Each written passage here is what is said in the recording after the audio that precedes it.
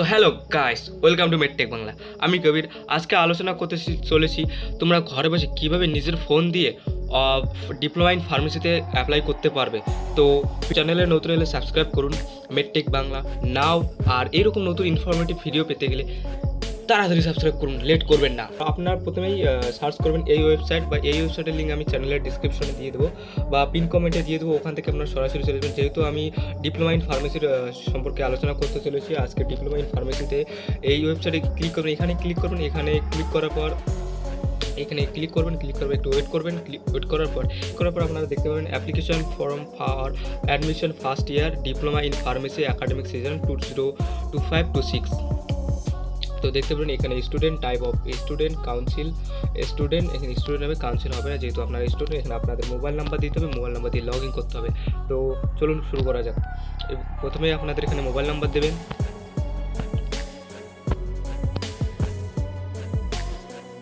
Mobile number দেওয়ার পর এখানে দেখবেন একটা ওটিপি সেন্ড করেছে, ওটিপিটা চলে আসবে। তারপরে ওকে করবেন। ওকে করার পর ওটিপিটা এখানে দিতে হবে তোমাদের। ওটিপি দেওয়ার পর এখানে ওটিপি দেবেন। তারপর আপনার ফোন নম্বর উপরে শো করবে। ওটিপি দেওয়ার পর এখানে ভেরিফাই টু ওটিপি করবেন। ভেরিফাই টু ওটিপি করার পর আপনাদের সাকসেস হয়ে যাবে। একটু ওয়েট করবেন। তো অ্যাপ্লিকেশন ফর্ম নাম্বার এখানে দিয়ে দেবে, আপনারা দেখতে পাবেন অ্যাপ্লিকেশন ফর্ম নাম্বার এটা। তারপর কী ডিটেলস ফর্ম ফিল আপ করতে হবে, এখানে আপনাদের পার্সোনাল ডিটেলস দিতে হবে। এখানে পার্সোনাল ডিটেলস দেবে, পার্সোনাল অ্যাড্রেস ডিটেলস দিতে হবে, এডুকেশনাল ডিটেলস দিতে হবে তোমাদের, তারপরে ব্যাঙ্ক ডিটেলস দিতে হবে। তারপরে কোটা অর্থাৎ রিজার্ভ কোটা, আপনারা এসসি কি ওবিসি এ, ওবিসি বি বা এসটি বা পিএইচ, আপনাদের কোন রিজার্ভেশন থেকে আসছেন সেটা দিতে হবে।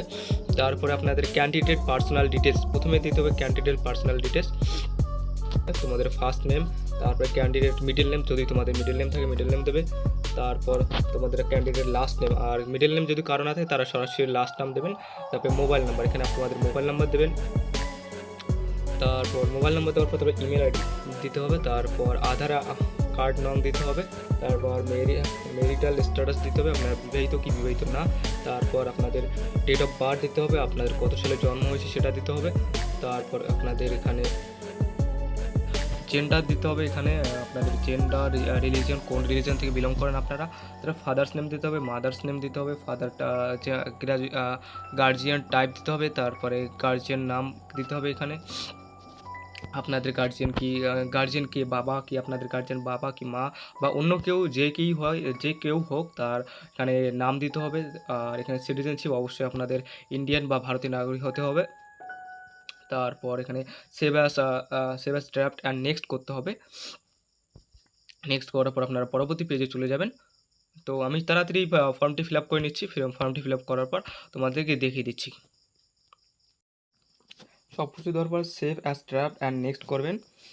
নেক্সট করার পর এখানে দেখবেন are you sure to save as draft, যদি হ্যাঁ হয় তাহলে ওকে করবেন, যদি না হয় তাহলে ক্যান্সেল করে আবার কোথাও যদি ভুল থাকে তাহলে এডিট করতে পারবেন। তো আমার যেহেতু শিওর তাহলে আমি ওকে করছি। ওকে করার পর একটু ওয়েট করতে হবে তোমাদের। তারপর এখানে দেখবেন ড্রাফট সেভ সাকসেসফুলি, তো ওকে করবেন। এখানে ওকে করার পর তো অ্যাড্রেস ডিটেলস দিতে হবে, আপনাদের কোথাকার বাসিন্দা, কোথায় বাড়ি, অথবা সম্পূর্ণ দিতে হবে তোমাদেরকে। এখানে প্রথমে দিতে হবে তোমাদের অ্যাড্রেস, প্রথমে ভিলেজ, গ্রাম, ভিলেজ, পোস্ট অফিস, আপনাদের যেটা অ্যাড্রেস তোমাদের আধার কার্ডে থাকে বা অন্য যে কোনো ভোটার কার্ড, আধার কার্ড বা জন্ম সার্টিফিকেট যেটা থাকে সেটা দিবেন। অ্যাড্রেস লাইন 2, তারপর স্টেট, কোন স্টেটে থাকেন, ডিস্ট্রিক্ট দিতে হবে, তারপর সাব ডিভিশন, ব্যাংক নেম দিতে হবে। তারপরে পুলিশ স্টেশন দিতে হবে তোমাদেরকে, এখানে police station, post office, pincode দিতে হবে, জিপ, যেটাকে জিপ কোড অনেকেই বলে। তো এটা দেওয়ার পর আপনারা আবার save as draft and next করবেন। সেভটে ক্লিক করার পর আপনারা দেখবেন are you sure to save as draft, এখানে লেখা উঠবে। আর আপনারা যদি শিওর হন তাহলে ওকে করবেন, আর যদি শিওর না হন ক্যান্সেল করে আবার কোথাও যদি ভুল থাকে বা কারেকশন করতে হয় করে নেবেন আপনারা। তো আমার যদি সব কিছু ঠিকঠাক আছে তো আমি ওকে করে নিচ্ছি। ওকে করার পর একটু ওয়েট করতে হবে। এরপর তোমাদেরকে এডুকেশন ডিটেলস দিতে হবে, এখানে কোন সালে ক্লাস 10 প্লাস ক্লাস 12-এরও দিতে হবে। প্রথমে দিতে হবে ক্যান্ডিডেট এডুকেশন ডিটেলস, এখানে মাধ্যমিক ডিটেলস দিতে হবে তোমাদেরকে। তারপরে স্টেট, স্কুলিং স্টেট দিতে হবে, তোমরা কোন স্টেট থেকে পাস করেছো, যেহেতু আমি ওয়েস্ট বেঙ্গল থেকে, বা তারপরে দেবে তুমি স্কুলিং ডিস্ট্রিক্ট দিয়ে দেবে তোমাকে, স্কুলিং ডিস্ট্রিক্ট, তারপরে বোর্ড বা বোর্ড কাউন্সিল অর বোর্ডের নেম দিতে হবে বা কোন কাউন্সিল থেকে তুমি পাস করেছো, তারপরে স্কুল নাম দিতে হবে, তোমার কোন স্কুল থেকে তুমি পাস করেছো তোমার স্কুলের নাম এখানে দিতে হবে, তারপর ইয়ার অফ পাসিং তুমি কত সালে পাস করেছো সেটা তোমাকে দিতে হবে। তারপর তোমাকে অফ অ্যাগ্রেস মার্কস মানে তুমি কতর মধ্যে তোমার পরীক্ষা হয়েছে আর তুমি কত পেয়েছে, টোটাল অফ 10 মার্কস তোমার কতর মধ্যে পরীক্ষা হয়েছে। এখানে তোমার যেহেতু আমাদের ওয়েস্ট বেঙ্গলের 700-র মধ্যে পরীক্ষা তুমি কত পেয়েছো, যেমন 698 বা যে যত পেয়েছো, 698, 400, 420, 420 যে যত পেয়েছো,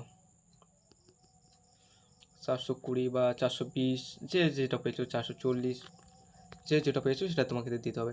তারপরে পার্সেন্টেজ এখানে অটোমেটিকলি চলে আসবে, তুমি টোটাল মার্কস বসানোর পর অটোমেটিকলি চলে আসবে। তারপর তোমাকে কোয়ালিফিকেশান হায়ার সেকেন্ডারি কোয়ালিফিকেশান দিতে হবে, হায়ার সেকেন্ডারি মানে ক্লাস 12-এর কোয়ালিফিকেশান দিতে হবে তোমাদের।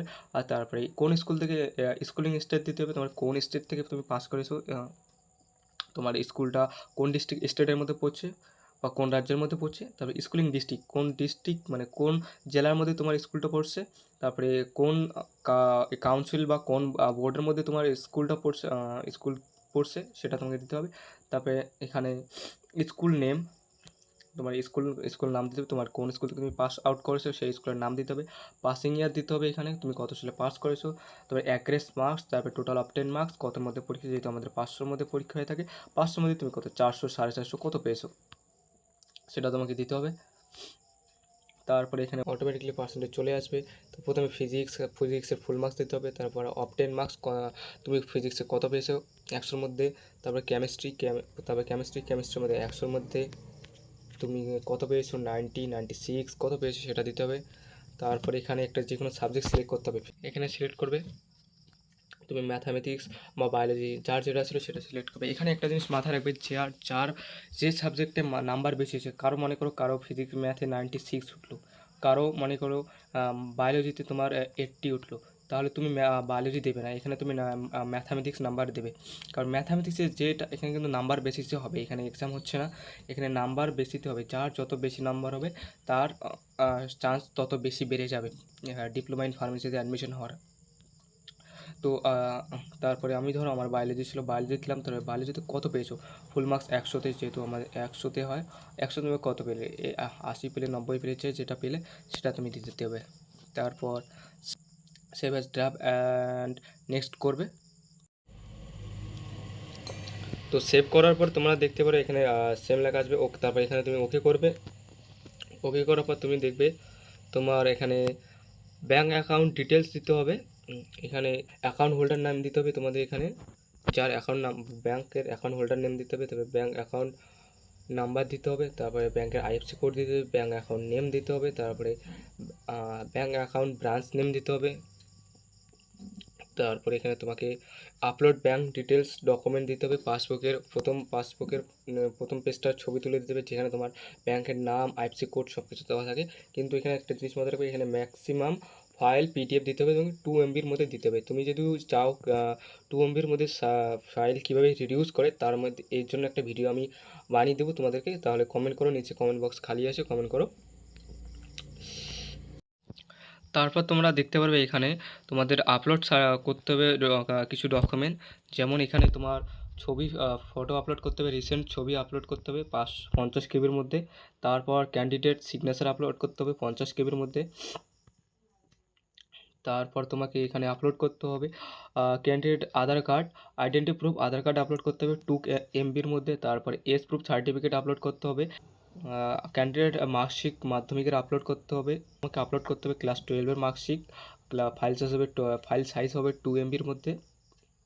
তারপর তোমাকে যদি তুমি পিএইচ হও তাহলে পিএইচ সার্টিফিকেট আপলোড করতে হবে, আর তারপর এখানে তোমাকে কাস্ট আপলোড করতে হবে, যদি তুমি ওবিসি হও ওবিসি এ বি বা সি, তুমি যেটাই হও,